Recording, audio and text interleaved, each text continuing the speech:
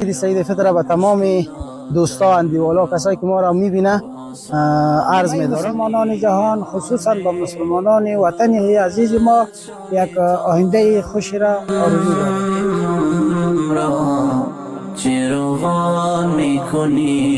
جمع شما دوستا عزیزا که اینجا رو انتخاب کردین، قسمی که میبینین ماشاءالله ساعت شب هم است و دوستا فوتبال داره دیگه. انشالله بسیار یک فضای خوبش، بسیار یک فضای که دیدین بعضی عزیزان ما مصروف بازی بودن و بعضی دوستان ما هم مصروف. الرحمن الرحیم. عرض ادب و سلام دارم خدمت تمام هموطنان عزیزی که ما را از صفحات اجتماعی فیسبوک تماشاگر هستند.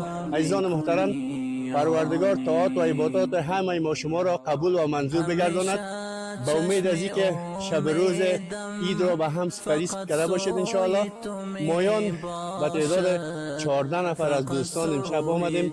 شب سوم عید فطر است و سفری داریم. ان شاء الله با ما همراه باشید.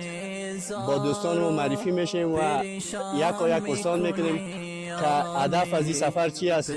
قسمی که در تصویر میبینین یک تعداد از عزیزان ما هستند در حال آماده کردن غذای شب هستند و یک تعداد از دوستان دولت شیشتن و یک تعداد دوستان ما اونجا مصروف فوتبال و بازی ها هستند. با ما باشید تا آخر برنامه و ما را انشاءالله پشتیبانی میکنیم.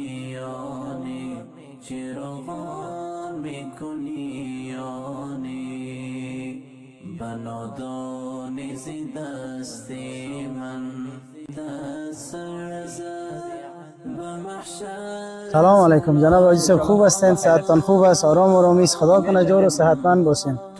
هدف از سفر ما شما را توضیح بدید و میشه عید به دوستان ما تبریک بگید. اولتر از همه عید سعید فطر به تمام دوستا اندیوالا کسایی که ما را میبینه عرض میدارم. بعدا ما شب سوم عید است، همراه اندیوالا همراه دوستا بچهای کاکا بر آمدیم طرف فاریاب و سریپل. بخیر نیت داریم چکر بریم.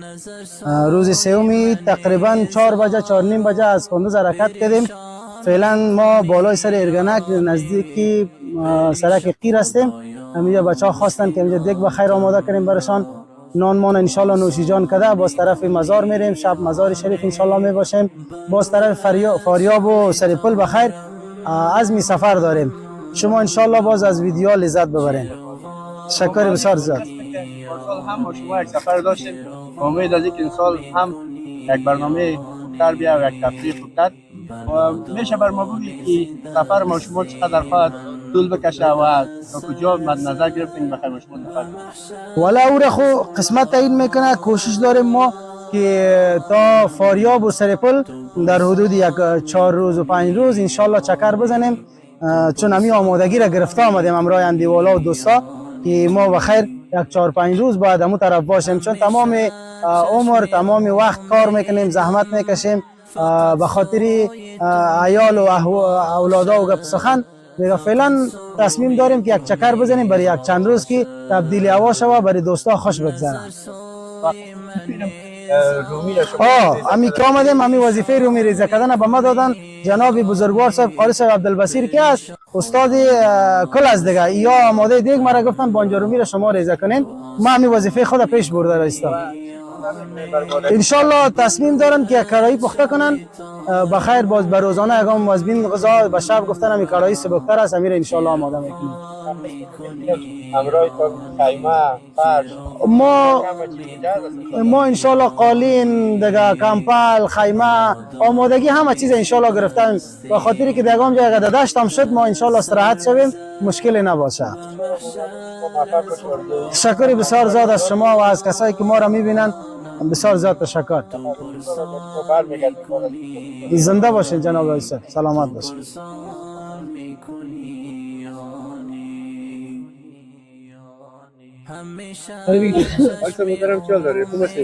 الحمدلله شکر زنده و سلامت باشین. محترم قسمی که با معلم با ما صحبت کردن و شما را گفتن که بزرگوار کتی ما هست مسئولیت به شما دادن تا جای پیش بر ما بگی که هدف از سفر چی است و قسمی که میبینید تعداد الحمدلله زیاد است و امید از اینکه انشاءالله در آخر مالسایی صورت نگیره پیش از دیگه شفاعت بر ما تشریف بکنید. زنده و سلامت باشین.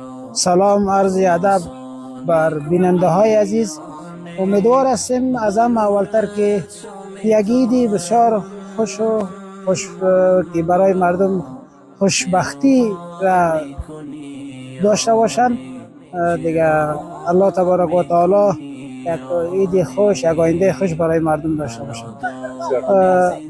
میباشید.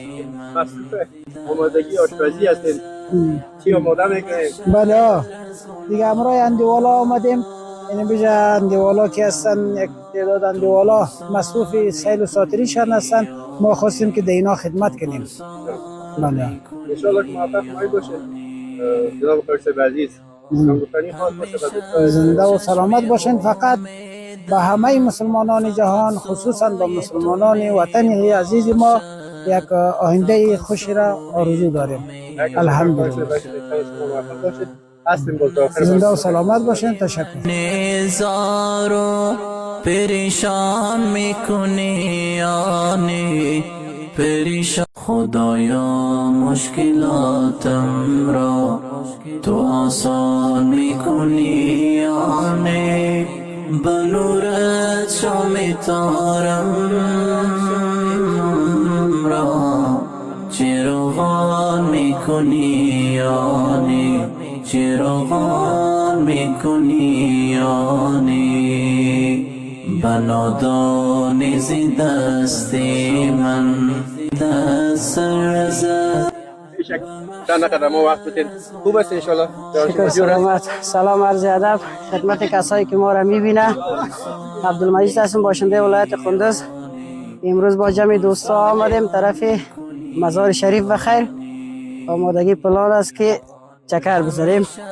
حاجی جان قن مزاحم فوتبال شما شدم.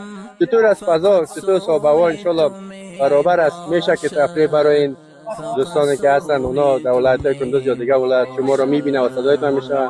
چطور صاحب هوا میشه چکر برن اگر چه شب هم است؟ انشالله ایره به دوستا اطمینان میتم. جایی که ما فعلا قرار داریم بسیار یک موقعیت خوبش با جمع شما دوستا عزیزا که اینجا رو انتخاب کردین. قسمی که میبینین ماشاءالله ساعت شب هم است و دوستا فوتبال داره دیگه. انشالله بسیار یک فضای خوبش، بسیار یک فضای عالی. خود دوستای عزیز با ما باشین انشالله. قسمی که دیدین بعضی عزیزان ما مصروف بازی بودن و بعضی دوستان ما هم مصروف آمادگی غذای شب. انشالله تا آخر با ما همراه باشین ببینیم که آخر در شما چی تهیه میکنیم در این ویدیو و ببینیم دوستای ما چه وقت با ما غذا آماده میکنن. سلام علیکم و رحمت الله و برکاته.